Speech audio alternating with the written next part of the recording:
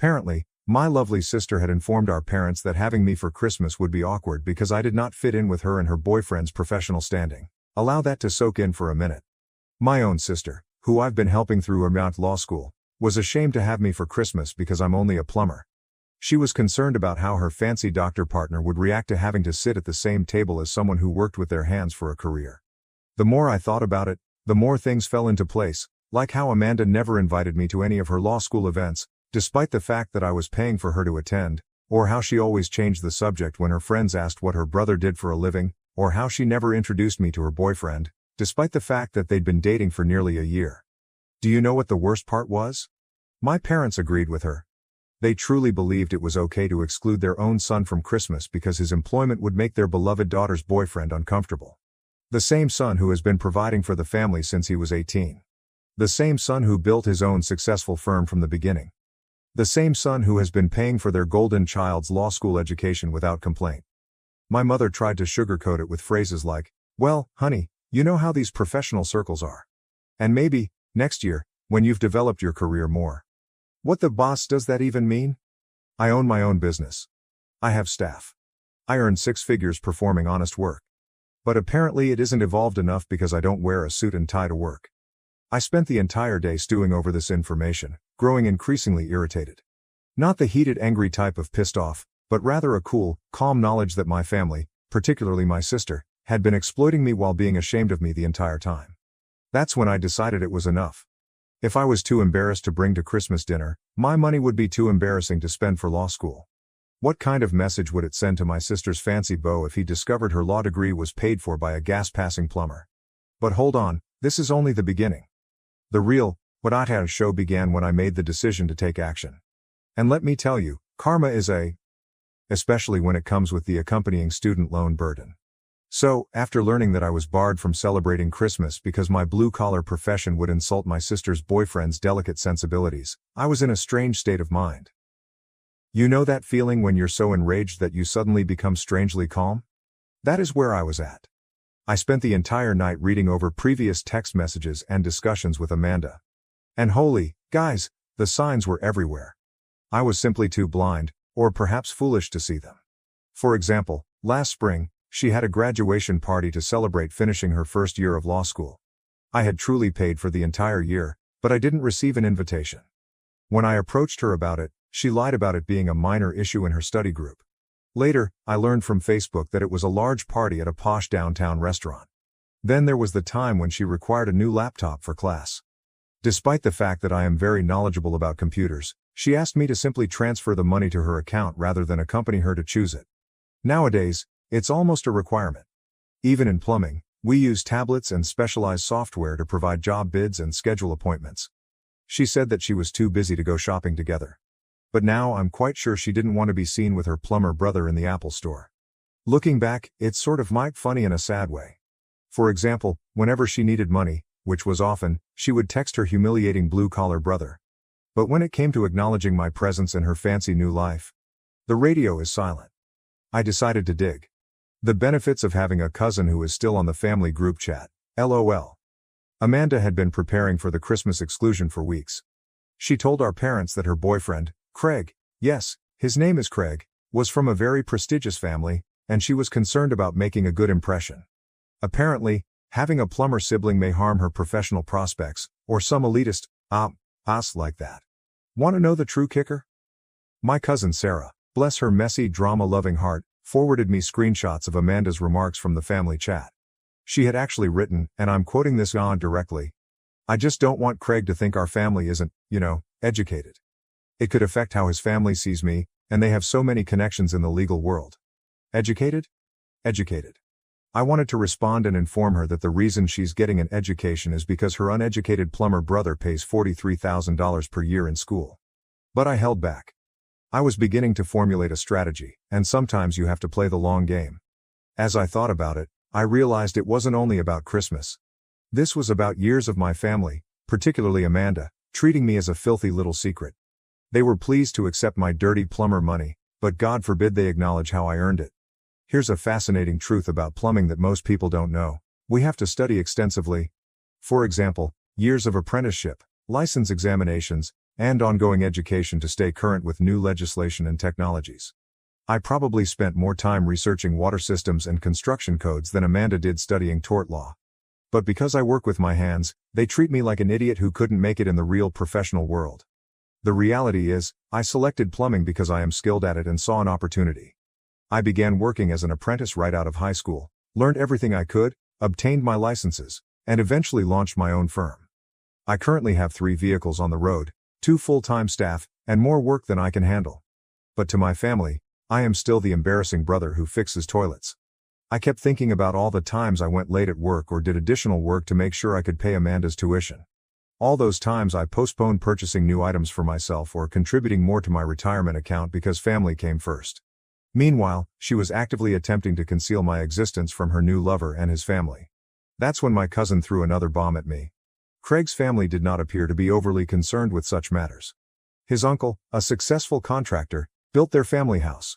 Amanda had simply assumed they would look down on me since that is how she sees me. I sat with all of this information for a few days, monitoring the family group chat via Sarah. They'd removed me from it weeks ago, ostensibly to minimize any discomfort surrounding Christmas arrangements. Amanda was going on and on about how pleased she was to host Craig for Christmas dinner, how his family had ties at all of the city's large law firms, and how this could be her opportunity to earn a summer position through his contacts. No one stood up for me the entire time. Not my parents, nor any of my other relatives. Nobody remarked, "Hey, maybe we shouldn't exclude the guy who's been supporting Amanda through school." Everyone was just pleased about Amanda getting a prestigious internship through her boyfriend's family. That's when I realized exactly what I needed to do. If they wanted to pretend they didn't have a plumber in the family, I'd help them make that lie a reality, beginning with Amanda's tuition payments. So, after stewing over all this nonsense for a few days, I decided it was time to make my move. But here's the thing. I didn't want to write a furious text or anything. I wanted to do it in such a manner that they couldn't distort my words or make me look like the evil person, which is, incidentally, my family's favorite hobby. I waited until I knew Amanda's next tuition payment was coming due. It was due in about 2 weeks, and she was always really worried around this time. Normally, she'd start dropping subtle hints about remembering the payment deadline, like, "Oh, the school's been sending reminder emails," or something. What about this time? The radio is silent. She must have assumed that the payment would simply come, as it always did, even after they had barred me from attending Christmas. Quick side note, I had been paying my tuition payments straight to the institution using their online portal. Amanda had set it up herself when she first started, and she provided me all of the login information, which was really convenient since she considered me as her personal ATM. Right? Anyway, I got into the portal and noticed my upcoming payment. $21,500 for the spring semester. That's when I realized how much money I'd been putting at her studies while she was actively attempting to conceal my existence from her boyfriend. Do you know how many toilets you need to fix to generate that much money? Answer: a lot more than most people realize. So I phoned Amanda. I didn't text her, I called because I wanted to hear her voice when I dropped the bomb. She picked up on the 3rd ring, sounded angry, as if I was interrupting something essential. "Hey," she remarked in that tone that shouts, "Make it quick, I'm kind of in the middle of something." "Oh, sorry," I replied, attempting to sound nonchalant. "Just wanted to talk about your tuition payment. It's due soon, right?" Her voice changed instantly. Suddenly, she became all lovely and interested. "Oh yeah, thanks for remembering. It's due on the 15th. You're still okay to cover it, right?" "Actually," I replied. "I've been thinking about what you told Mom and Dad about Christmas, about how having a plumber brother might embarrass you in front of Craig and his family." There was complete stillness on her end. You could almost hear her brain short-circuiting as she attempted to figure out how to spin this. "That's not who told you that," she eventually exclaimed. "Does it matter?" I inquired. "Is it true or not?" More silence. Then she sought to enter damage control mode. "Listen, you don't understand. Craig's family, they're really particular about these things. His father's a judge. His mother's on all these charity boards. I just thought it would be better if you pretended your brother doesn't exist." I completed for her. "Because he's just a lowly plumber." "That's not fair," she complained.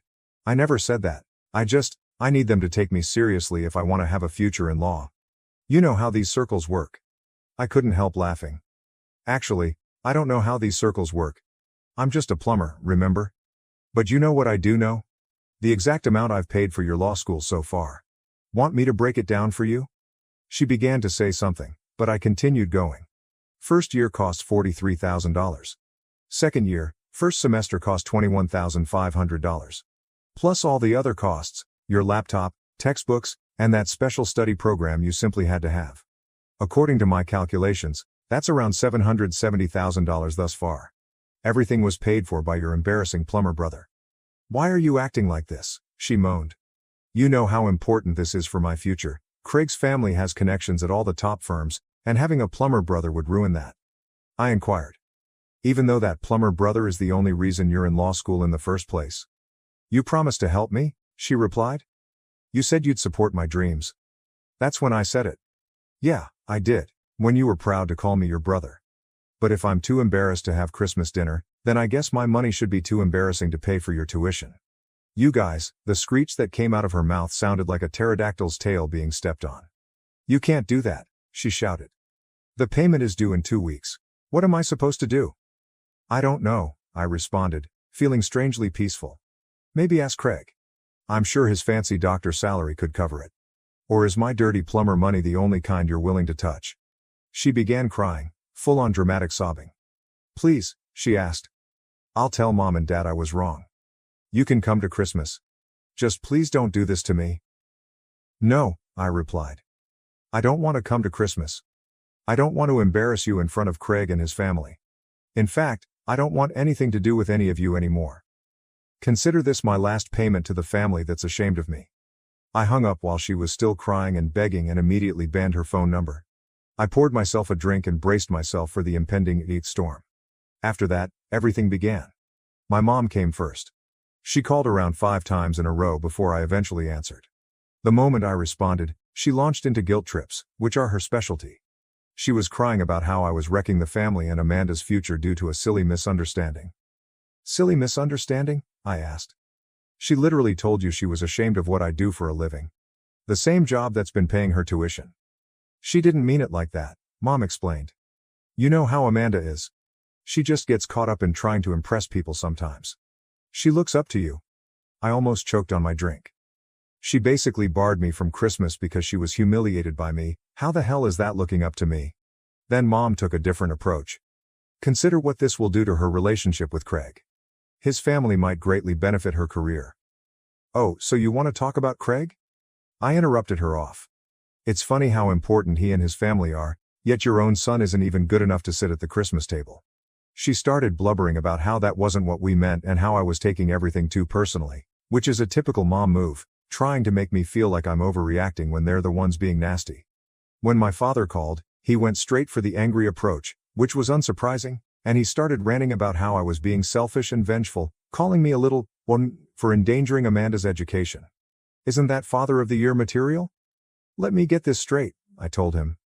I'm a little mainamwadan for not wanting to spend thousands of dollars on someone who is ashamed of me. Make it make sense, Dad. We raised you to be better than this, he hissed. Family supports family, I replied. Really? Is that what you intended when you agreed to exclude me from Christmas? Was that a supportive family? He tried to explain himself by claiming that sometimes we had to make sacrifices for the better welfare of the family, which apparently included kissing Craig's ass in the hopes that he would boost Amanda's career. But what really struck me was that no one apologized for how they treated me during any of these calls. Instead, it was all about how I was bad for sticking up for myself, how I was being petty and vengeful, and how I was letting my pride get in the way of family. Then came the flying monkeys. My aunt called to tell me how disappointed she was in my behavior, my uncle texted, saying I needed to man up and be the bigger person, and even my cousin Sarah, who told me about Amanda's lies, messaged me, saying maybe I was taking things too far. But you know what? None of them offered to help pay Amanda's tuition themselves. The best part? Amanda actually went and told Craig what was going on, and I guess she thought he'd offer to help with the tuition instead. According to Sarah, who's still keeping me updated, Craig got really quiet and started asking questions, like, why hadn't Amanda ever mentioned she had a brother? Why didn't she introduce them? Why did her brother pay for her law school in the first place? Craig couldn't understand why Amanda would keep her brother's existence hidden just because he was a plumber. It turned out that his uncle, the one who built their family home, started as a plumber before becoming a contractor, and Craig had actually worked summers with him in high school. When Amanda tried to explain her reasoning, she just dug herself deeper. She started talking about professional appearances and social circles, and Craig got more and more upset, saying he couldn't believe she'd hide and disrespect her own brother, who'd been supporting her education, just for some perceived social status. Craig told her the next day that he wanted time to think about their relationship because her actions revealed a side of her personality that he didn't like. Who knew he had principles? Meanwhile, my parents were constantly blowing up my phone. Mom alternated between crying and begging, Dad between cursing and threatening. Amanda kept calling from other numbers after I blocked hers, and I ultimately turned off my phone for a few days. It was all about how I was ruining everything by not just shutting up and paying like a good little ATM, but I was done being their ATM. If standing up for myself made me the bad guy in their eyes, so be it. It was better than being their doormat. After a few days, Craig came over to Amanda's apartment. She probably thought he was there to make up, but no, he broke up with her. He said he couldn't be with someone who would treat their own brother that way, especially someone who had supported them so much. He said it made him question her values and who she truly was. Amanda lost her interclass and contacted me crying and shouting from yet another new number. She's had more burner phones than a drug dealer at this point. She said I'd wrecked everything, that Craig broke up with her because of me, that her life was falling apart, and it was all my fault. I laughed and replied, "No, sis. Craig ended his relationship with you after discovering your true identity. I just stopped helping you hide it." She threatened to tell everyone that I had sexually assaulted her in high school, that she would report my business to the Better Business Bureau for fraud, and that everyone would know what a terrible brother I was. "Go ahead," I told her. "Tell everyone your brother is a monster because he checks notes, paid for your education while you tried to conceal his existence. See how that works out for you." Then she went back to begging, crying about how she couldn't afford law school without me, how she'd have to drop out, how she'd lose all of her friends, and how her life would end. "Guess you should have thought about that before you decided I was too embarrassing to acknowledge," I responded. Then I disconnected. After Craig dumped her, Amanda had a complete mental breakdown, according to Sarah. She began showing up at our parents' house at random hours, crying about how her life had ended. She had apparently told all her law school friends that her boyfriend was going to help her with tuition, so when he dumped her instead, she was completely screwed. The deadline for the tuition payment was approaching, and she still hadn't figured out what to do. She tried applying for emergency loans, but guess what? Those take time to process, and she left it way too late. Plus, she'd need a cosigner, and our parents' credit is a mess. I wonder why they keep trying to live beyond their means. Sarah texted me. 911, Amanda just posted on Facebook that she's heading to your shop to make you face what you're doing to her. She appears unstable? I barely had time to warn my guys before she blasted through the door like a tornado in designer clothes, hair all messy, mascara running, full crazy ex-girlfriend energy, except she was my sister. "How could you do this to me?" She screamed in front of my entire staff and about 3 customers, "I'm your sister. You're meant to look after me." I attempted to encourage her to go outside or at least lower her voice, but she seemed determined to cause a disturbance. "You are ruining my life," she screamed, "all because your delicate feelings were harmed. You are so selfish." One of my clients, a sweet old lady who had been with us for years, stood up.